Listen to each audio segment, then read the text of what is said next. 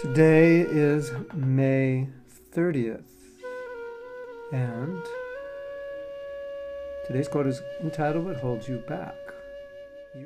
You do not hold yourself back. What holds you back is who you think you are not.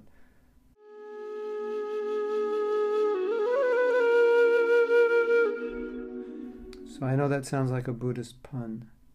Who you think, in other words, I don't realize how powerful I am. So I'm not holding myself back. What's holding me back is who I think I'm not who I think I am.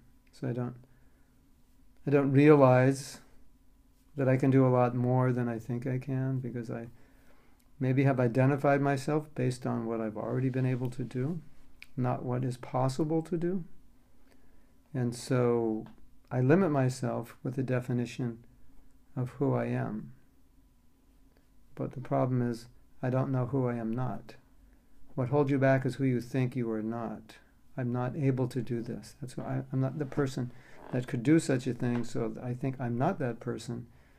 So it's not who I am that's holding me back, it's who I think I'm not. Understand? I don't know if that confuses you. So Srila Prabhupada was expert in helping us understand the not we are that is we are, who we think we aren't that we are,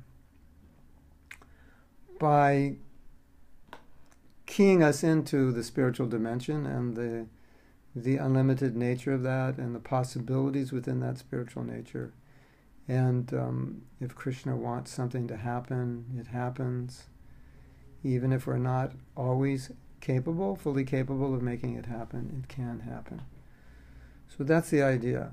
And if we limit ourselves to what we think we can do, we'll just always repeat, or we'll work through that limitation, so we'll tend to repeat the same actions. We won't expand until we understand there's something,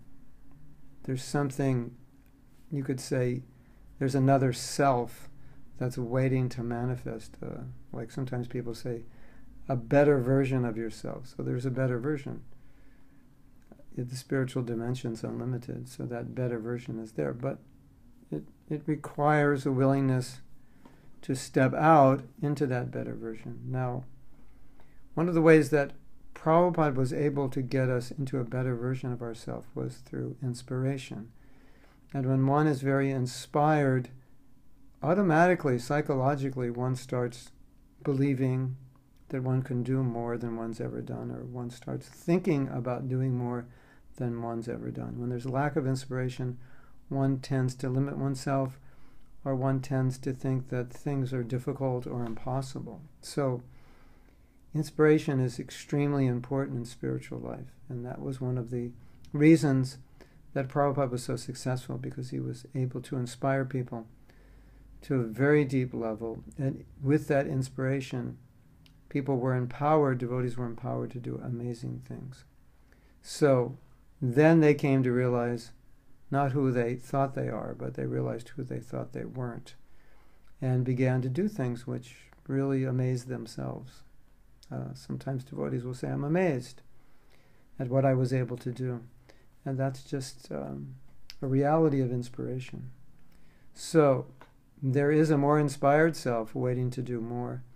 And anywhere I've been in the world where our Krishna consciousness movement is succeeding, it's succeeding because devotees are inspired. To the degree they're inspired, to that degree it's succeeding, and vice versa.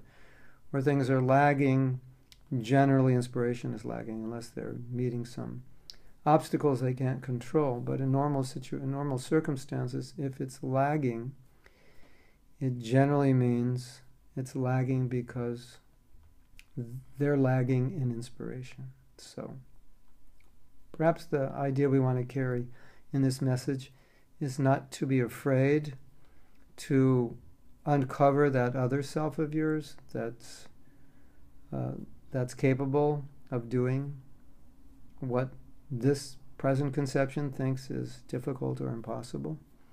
And so therefore, the biggest obstacle is the conception of who we are. Well, the conception of who we are is an obstacle, but the conception of who we are not is the real obstacle. Did I confuse you? Does that make sense? What holds you back is who you think you are not. I'm not that. What holds us back is who I think I am. Anyway, ponder it. You may have to listen to this again. But I think you get it. Hare Krishna.